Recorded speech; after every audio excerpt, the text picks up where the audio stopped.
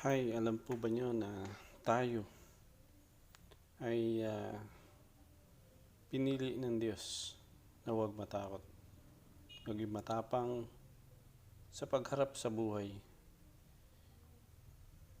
at higit sa lahat, inihalimbawa tayo na huwag tayong matakot kagaya ng isang tupa ng katabi niya isang leon.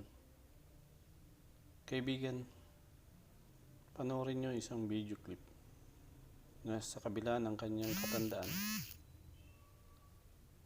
napaka-eksperto niya sa paglalahad ng kagandahan at pagdodrawing para lang ipakita